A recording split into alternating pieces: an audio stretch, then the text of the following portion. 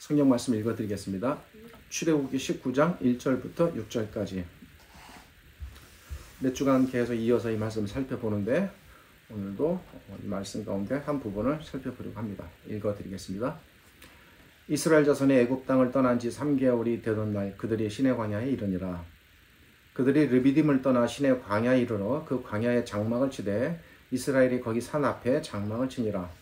모세가 하나님 앞에 올라가니 여호와께서 산에서 그를 불러 말씀하시되 너는 이같이 야곱의 집에 말하고 이스라엘 자손들에게 말하라.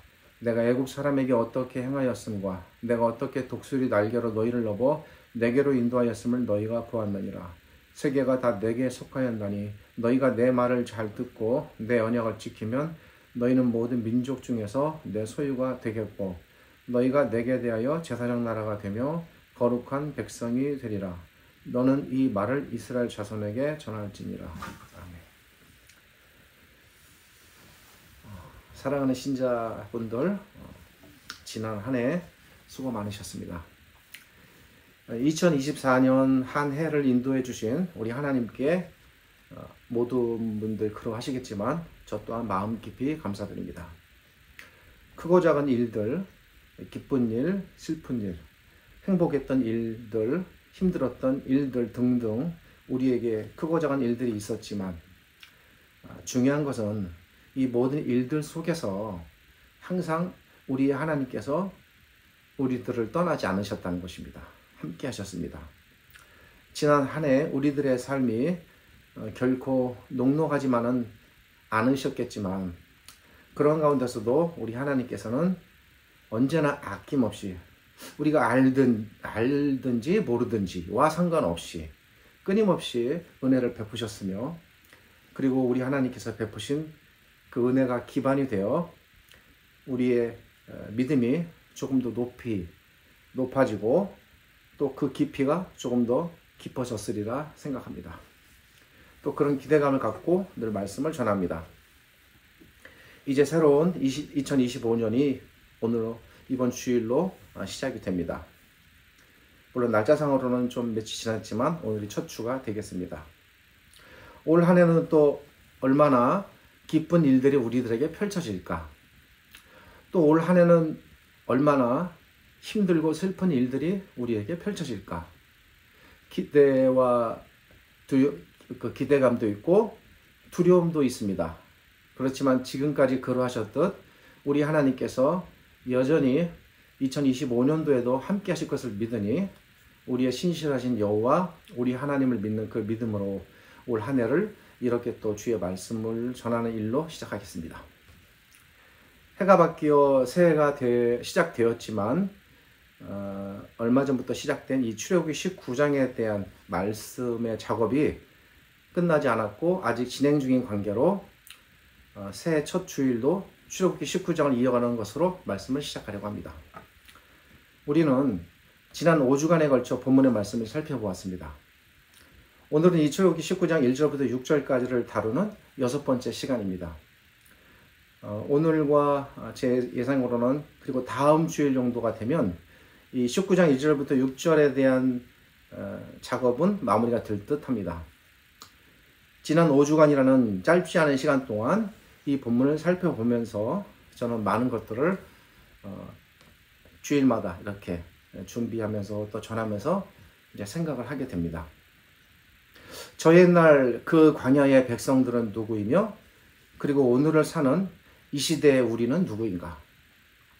공간과 시간은 다르지만 저들과 우리는 누구인가?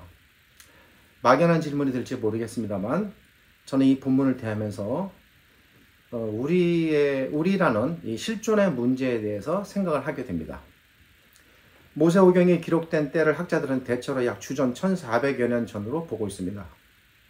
그러니까 모세는 지금으로부터 3400여 년 전 사람입니다.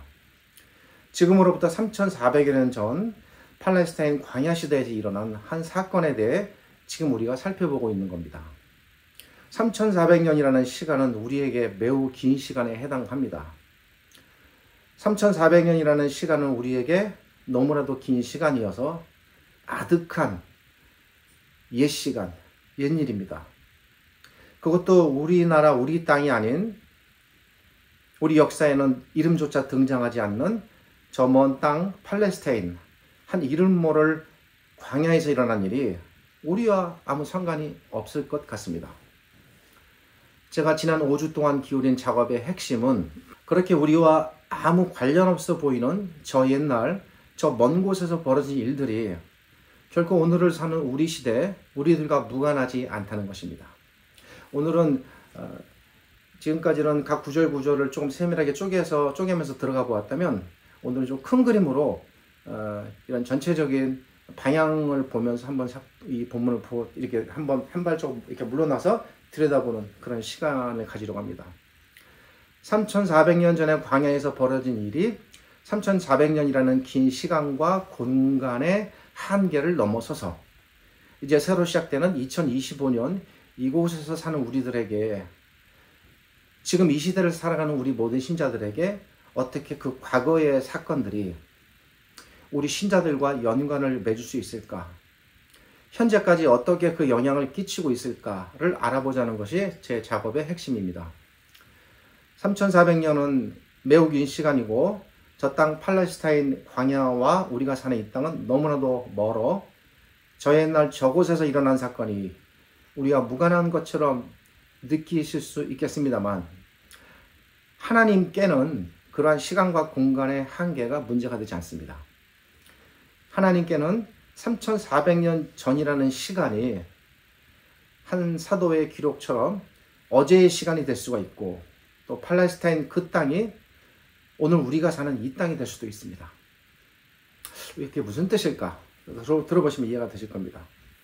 하나님께서는 시간의 한계와 또 이스라엘 백성이 살았던 그 공간의 한계를 넘으셔서 저 옛날 저곳에서 벌어진 그 사건을 지금 우리에게 연관시키셔서 우리들의 문제, 우리의 사건으로 확장시키시고 만들어 나가시며 펼쳐 가실 수 있는 분입니다.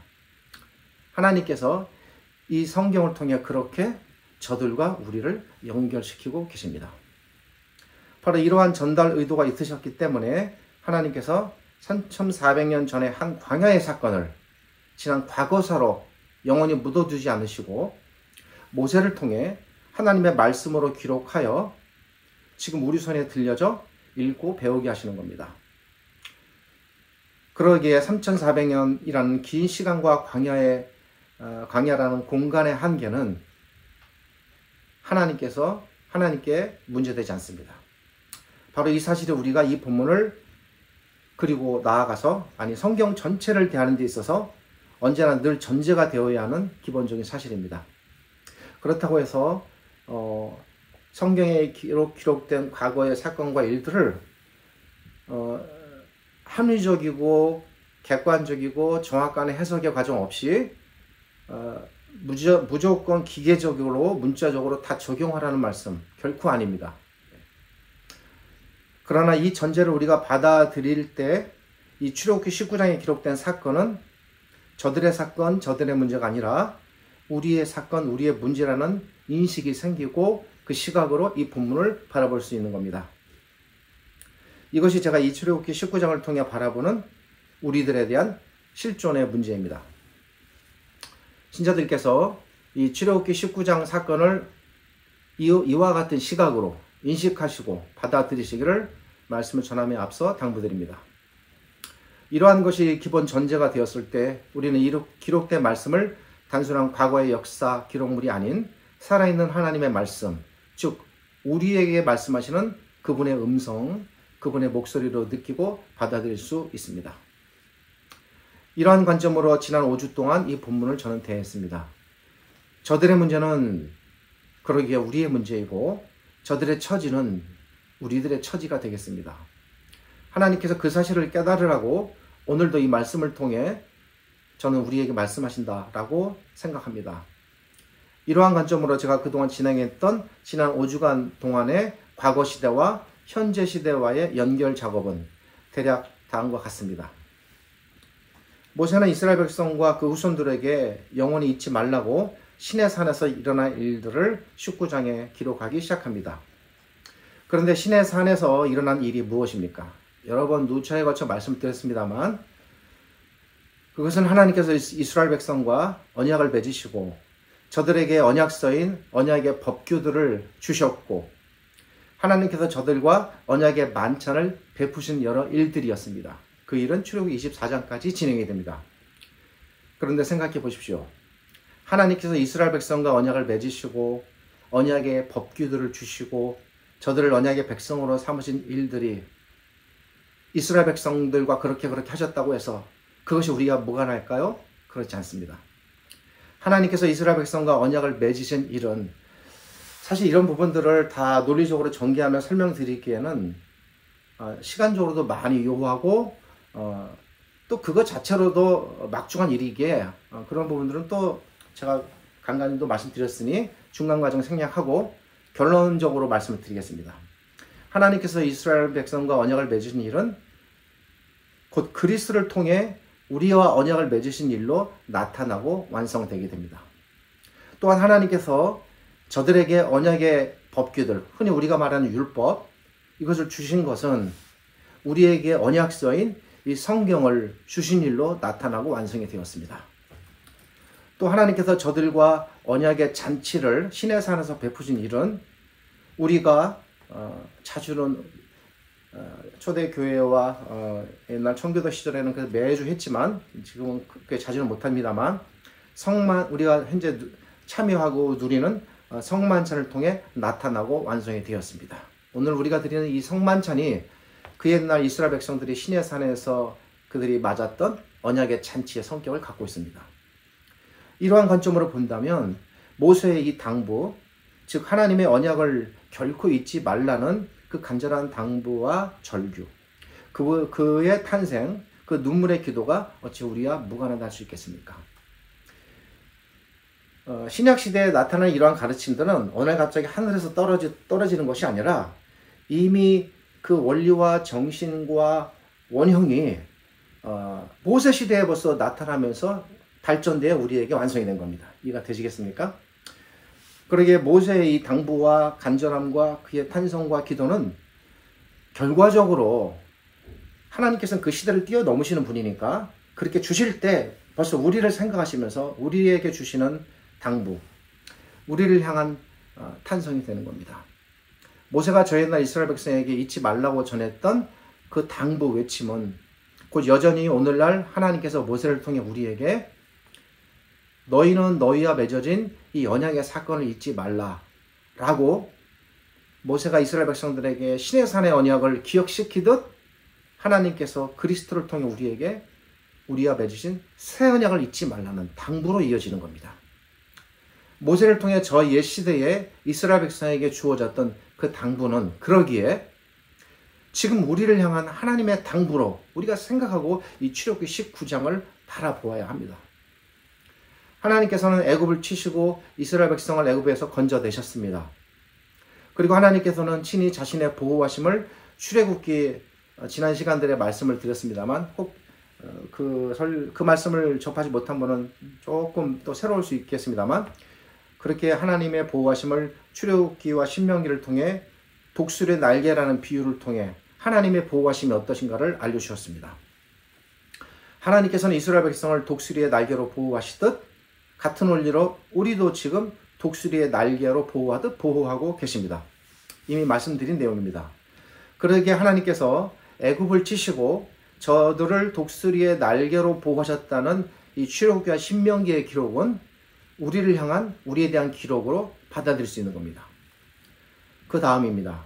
하나님께서는 그러한 하나님의 구원과 보호를 위해 당시 모세를 보내셨습니다.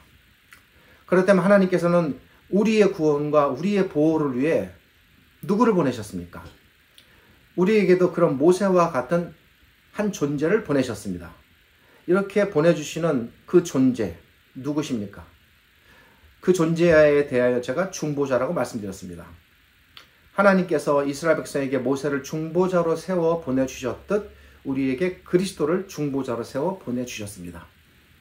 하나님께서 이스라엘 백성에게 모세를 중보자로 보내셔서 그들과 언약을 맺으신 것처럼 그리스도를 중보자로 보내셔서 하나님께서 우리와 친히 언약을 맺었는데 우리는 그 언약을 새 언약이라고 성경은 말하고 또 우리도 그렇게 부릅니다. 하나님께서 모세를 통해 언약의 말씀을 또한 주셨다면 그리스도를 통해서도 우리에게도 언약의 말씀을 주셨습니다. 그것이 무엇입니까? 성경입니다. 하나님께서 중보자 모세를 통해 저들을 애굽으로부터 건져 가나안 땅으로 들이셨다면, 사실 이건 가정법이긴 합니다만 가설적 가정법이 아니라 일어난 일에 대한 설명상 필요한 가정법입니다. 들이셨다면 하니까 그거 안 들이실 수도 있다는 것인가? 이렇게 이해하시지 마시고, 들이셨는데 그렇게 하셨듯 하나님께서는 그리스도를 통해 우리를 사탄의 세력으로부터 건져내어 저 하나님의 나라로 인도해 드리셨습니다. 왜 구약과 신약의 수많은 기록자들이 우리가 벗어나게 되는 이 어둠의 세상을 구약시대의 애굽에 자꾸 비유해서 표현하게 되었는가에 대한 설명을 말씀드렸고, 그 이유가 바로 여기에 있습니다. 그러니까 구약시대 가나안 땅이 장차 들어갈 하나님 나라의 모형으로 제시되었다면, 구약시대의 애굽은 우리가 벗어나게 될 사탄의 세력이라는 모형으로 또 구약에서 제시되는 겁니다. 이러한 모든 원리의 가르침이 이 19장 안에 오롯이 담겨 있습니다. 이런 엄청난 일들이 이 안에 담겨 있기 때문에 가능은 하겠습니다만 한두 번의 설교로 그렇게 하기에는 너무 이 내용이 막중합니다. 그래서 이런 시간들을 계속 보내고 있습니다. 하나님께서 모세를 중보자로 세우신 이 사건은 장차 우리에게 한 중보자께서 오실 것을 알려주는 사건이 되는 것입니다. 그러기에 결국 모세가 중보자로 수염을 받아 이스라엘 백성으로 애굽에서 건져내신 이 사건 또한 우리와 무관하지 않은 것입니다. 그 다음입니다. 하나님께서는 이스라엘 백성을 자신의 보화로 삼으셨습니다. 이제 오늘 들여다보게 될 중심 구절이 되겠습니다. 그들이 잘나고 뛰어나고 그들에게 보화적 가치가 있어서는 결코 아니었습니다. 보십시오. 지난 시간에 제가 말씀을 드렸습니다만 율법이라는 언약서가 시내산 위에서 모세에게 주어지는 그 순간에 그들은 시내산 아래에서 율법의 모든 계명들을 다 뒤엎는 송아지를 우상으로 만드는 일이 벌써 밑에서 진행이 되고 있었으니 이스라엘 백성들의 율법을 떠나는 일은 율법이 만들어지는 그 순간부터 율법을 어기는 일은 생겨난 겁니다. 말씀은 그때 다 드렸습니다만 그들이 얼마나 못났고 부족했고 추했습니까? 또 처음부터 끝까지 나라가 망하기까지 언제나 끊임없이 반역했고 실패했습니다. 마치 오늘날 우리 역시 그런 존재들인 것처럼, 그러나 그럼에도 불구하고 하나님께서는 그런 백성을 향해서 너희는 나의 보화다라는 선언을 하셨는데 그게 오늘 본문 안에 들어있습니다. 실제로는 보화가 아니지만 실제로는 굳이 제가 비유로 말씀을 드리면 길 위에 굴러다니는 지나가는 사람들의 발에 아무렇게나 차일 수밖에 없는 굴러다니는 돌멩이 같은 존재들입니다. 단 이론의 가치도 없는, 금액으로 따지면. 하나님께서 그런 굴러다니는 발에 차이는 돌멩이를 향해 너희는 나의 보화다라고 선언하시는 겁니다. 이것이 사실 이 19장 1절부터 6절 안에 담겨있는 가장 핵심적인 내용입니다. 하나님께서 이스라엘 백성을 하나님의 보화로 선택하시고 보화로 여기신 이 사건 또한 결코 우리와 무관하지 않습니다. 어떻게 무관하지 않고 연결이 될 수 있을까? 잘 들어보시면 압니다. 하나님께서 이스라엘 백성을 보화로 여기신 것처럼 우리도 역시 하나님의 보화로 선언하셨습니다. 우리가 상상하지 못했던 일, 우리에게 결코 일어날 수 없는 일이 이루어진 겁니다. 가끔씩 제가 생각해 보면 제가 바라보는 우리 하나님에게는 도저히 납득하고 받아들이기 힘든 어떻게 저러실 수 있을까라는 하나님만의 신비라는 것이 존재합니다. 어쩌면 이 신비 때문에 그 많은 사람들이 하나님께 나오지 못하는 것 같습니다.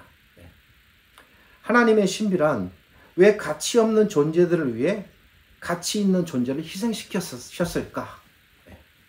이것에 대해서 그저 하나님은 사랑이시다. 그렇게 쉽게 이 말 한마디로 모든 게 설명되고 다 덮어질 수 있을까? 참 말은 너무나 쉽습니다만 잘 생각해 보십시오. 이게 설명이 안 되는 부분입니다. 보통의 상식과 논리로 이해가 될 수 없는 부분입니다. 비유로 말씀드리면 여러분, 누가 돌멩이를 사기 위해 다이아몬드나 금을 내주겠습니까? 그런 사람은 세상에 존재하지 않습니다. 그런데 성경 안에는 이 비상식, 비논리가 존재합니다. 이 비상식, 이 비논리가 우리가 이해하기 힘든 하나님의 신비라는 겁니다. 다이아몬드를 내주고 돌멩이를 사들이는 이 하나님의 신비가 무엇입니까? 이 비상식의 하나님의 신비가 바로 십자가 사건입니다. 거래란 여러분, 가치와 가치가 서로 맞아 떨어지고 서로 득이 돼야 거래라는 것이 성립이 됩니다. 그런데 하나님께서 거래하신 이 거래에는 그 거래의 어떤 원리나 가치가 존재하지 않습니다. 시장의 논리가 성립 안 됩니다. 하나님께서는 가치적인 교환이 될 수 없는 일을 하셨습니다. 사람들의 상식과 보통의 논리로 말이 안 되는 일을 하는 겁니다. 그래서 사람들이 그 하나님을 이해하지 못하고 그리스도를 못 믿는 겁니다. 어떻게 그런 일이 일어날 수 있을까? 이게 하나님의 신비입니다. 왜 이러한 하나님의 신비가 존재하는 것일까? 그 신비의 기원은 어디일까? 그 신비의 원리가 그 이전에 나타났을까? 이런 것들을 우리가 좀 보면은 그래도 조금은 이해할 수 있습니다. 이 하나님의 신비 속에는 우리가 펼칠 수 없는 하나님의 논리, 그리고 하나님만이 생각하시고 그분만이 느끼실 수 있는 하나님 입장에서의 심정, 사람의 심정으로는 이해가 안 되는 겁니다. 도저히 세상에 볼 수 없는, 세상의 시각으로는 보이시지 않는 하나님만이 세상을 보는 신의 시각이 존재합니다. 신의 시각. 그래서 이렇게 사람의 관점으로 볼 때는 이런 겁니다. 한 구약의 선지자, 이름을 말씀드리면 스가랴인데 이런 말을 했습니다. 오 하나님, 우리들은 불에 타다가만 거슬린 나무 토막 같은 존재입니다. 불에 타다가 거슬린 나무 토막 보셨습니까? 얼마나 초라하고 보잘것없습니까? 손에 검정이라도 묻을까봐 만지기도 싫습니다.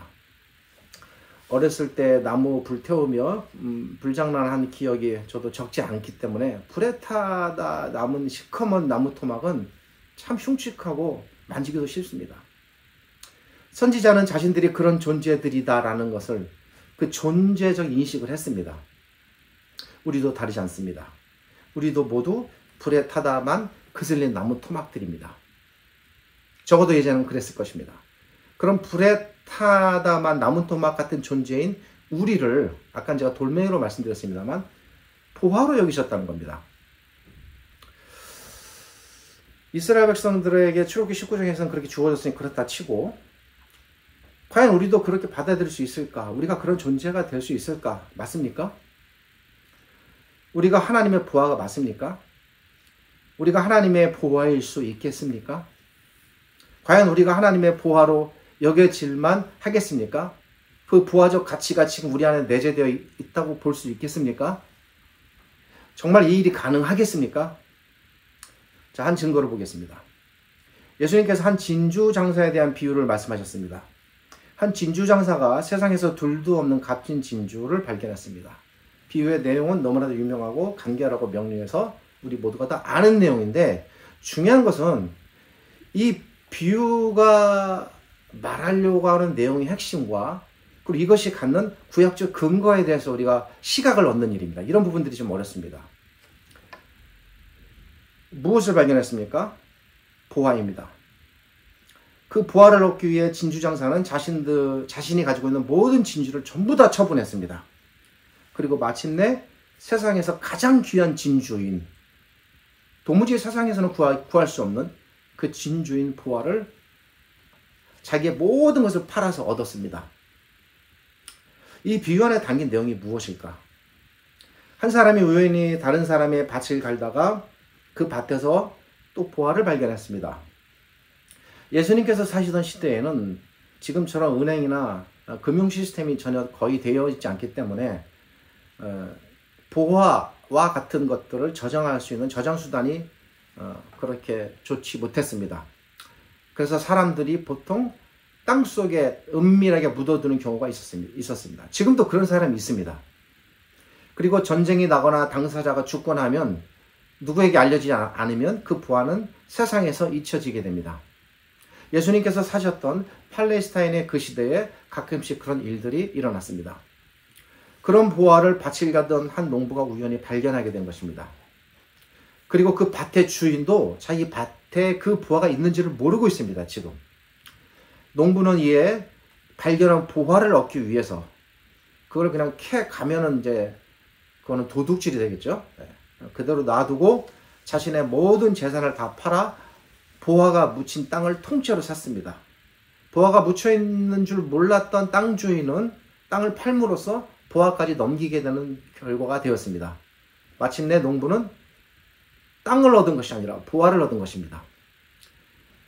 이 두 가지 진주장사와 부하를 얻은 농부에 대한 예수님의 비유 두 가지인데 예수님께서 왜 이 비유 두 가지를 말씀하셨다고 여러분 생각하십니까? 그것은 하나님께서 우리들을 부하로 얻으시기 위해서 어떤 정당한 값을 지불하셔야 되는데 그 값을 지불하실 것이다 라는 거예요. 아까 제가 뭐 말씀드렸습니까? 하나님의 거래 방식의 비상식을 말씀드렸죠. 하나님의 신비. 출애굽기 19장에서 하나님께서 이스라엘 백성에게 말씀하신 것, 내가 너희를 나의 부하로 삼으리라는 하나님의 말씀이 어떻게 하나님께서 우리를 부하로 삼으시는 일을 통해서 실제로 성취되고 우리가 하나님의 부하의 자리에 들어가게 될 것인가를 예수님께서 죽으시기 전에 친히 비유로 말씀해 주신 겁니다. 그러니까 예수님의 이 두 비유는 성경적 근거가 어디에 있는 거냐면 출애굽기 19장에 있는 겁니다.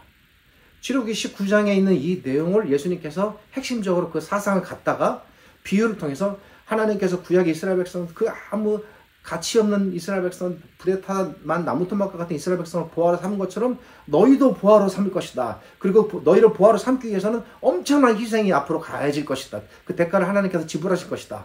를 연결하시면서 예수님께서 지금 이 비유를 통해 말씀하는 겁니다. 그러니까 이 비유 역시 이런 구약의 사상이 담겨있는 굉장히 무거운 중요한 내용이라고 볼 수 있습니다.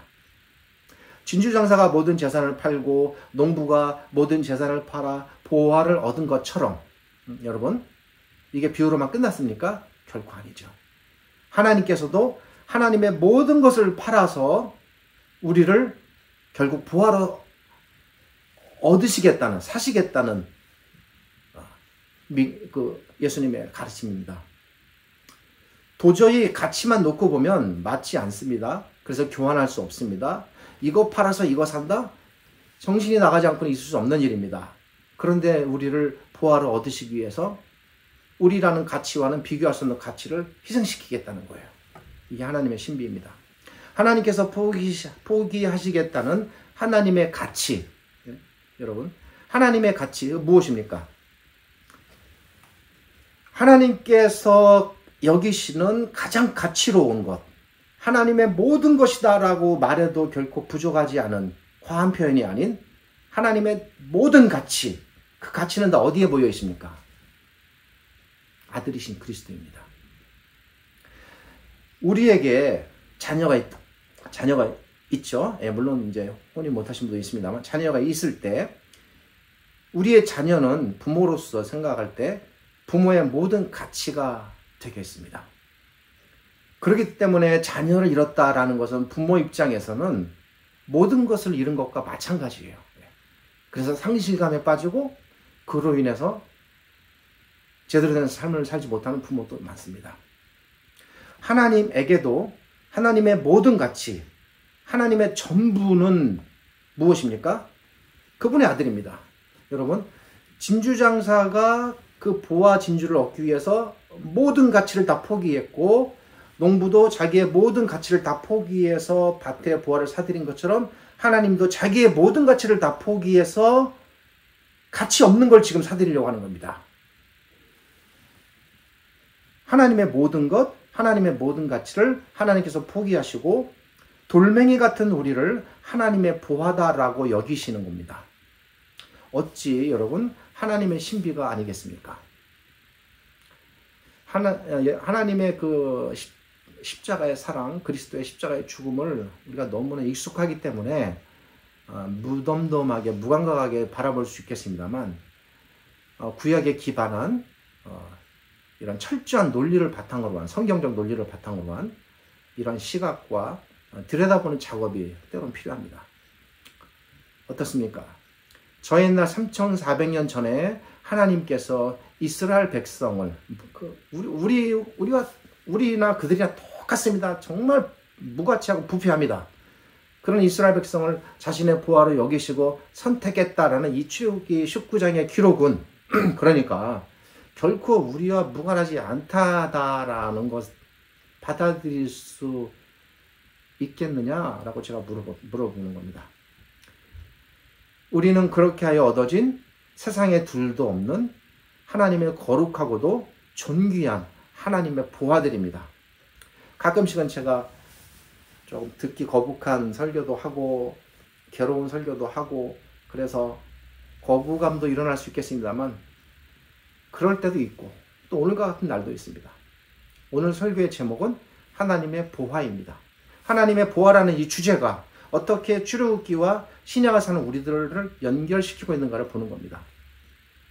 물론 여러분, 이 보화가 계속 보화로서 가치를 발현할 것인지, 그리고 보화가 세상에서 정말 사람들도 야 정말 보화구나 라는 보화의 존재적 가치를 인식하고 바라보고 또 우리가 드러낼 수 있는 것인지는 그건 또 우리들의 문제입니다만, 그렇다 할지라도 우리의 존재 자체가 하나님의 둘도 없는 거룩하고도 존귀한 보화다라는 이 성경적 가르침에는 여러분 변함이 없습니다. 확고하셔야 됩니다.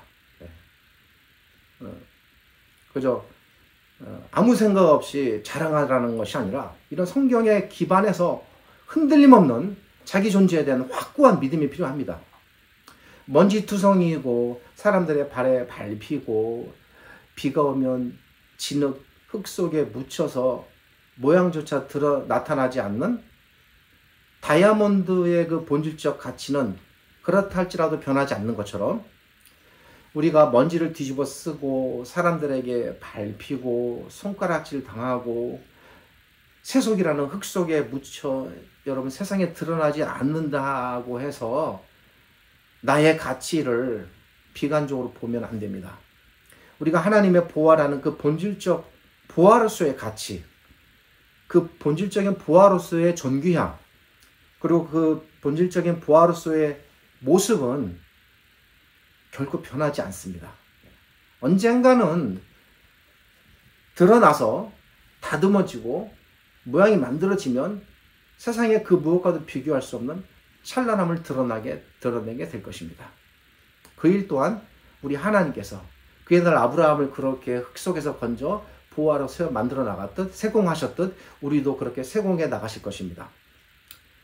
그렇다면 우리가 이렇게 보화로서의 존귀한 가치를 세상에 드러내려면, 즉 제대로 된 보화로 판정되고 그 가치가 발현되려면 우리는 어떻게 해야 될까? 그리고 그런 목적을 하나님께서는 어떻게 설정하셨을까? 그리고 어떻게 그 옛날이나 지금이나 우리를 이끌어 가실까?